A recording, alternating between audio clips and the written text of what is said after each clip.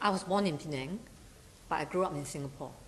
And of course, growing up in a Singapore environment as a Christian, you have no choice but to support Israel.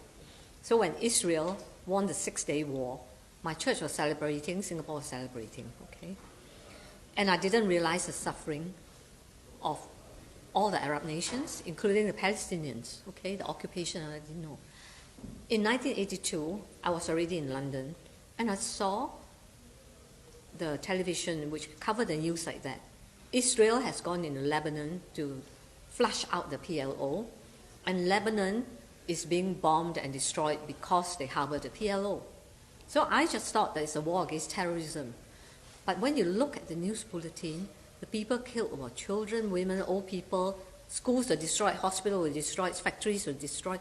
So I was wondering, what is all this about?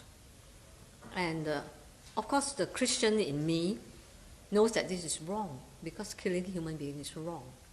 And God didn't command us to kill people, He commanded us to love people. So when an appeal came from Christian Aid asking a surgeon to go out and help the wounded, I decided to volunteer myself. I resigned from my job, thinking that I'll just go and help whatever I can, and after a few weeks I come home. But when I went to Lebanon, the destruction was even worse than what the television showed, because the television has censored out all the gruesome bits. And I landed up in a Palestinian refugee camp. So it is like discovering another story. So the Palestinians were not terrorists. The Palestinians were a people. And from them, I learned the history of Palestine, how these people in 1948 lost their homes. And I realized that my church got it wrong, the press got it wrong, justice is not done, the truth is not being told.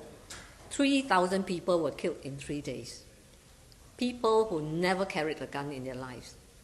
Old people, women, children, all murdered. Okay? You know, children who died,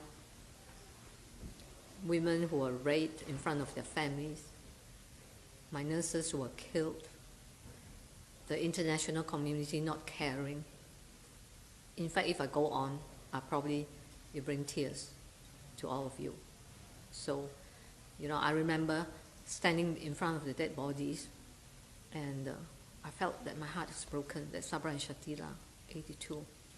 And basically, you know, I said, God, forgive me. It is not Israel or the Christians or this or that or even America. It is my heart, because I've been prejudiced and blind and have taken sides without understanding the victims. Forgive me. But repentance is one thing. In Christianity, repentance doesn't mean saying sorry, you know. It's not enough. Repentance means change of life, giving your life to do something different. I said for 33 years, I've been supporting Israel against the Palestinians. I've not heard their cries. Please give me the rest of my life to work with them and to work for them and to support them. And that's my prayer to God, and I think He answered me.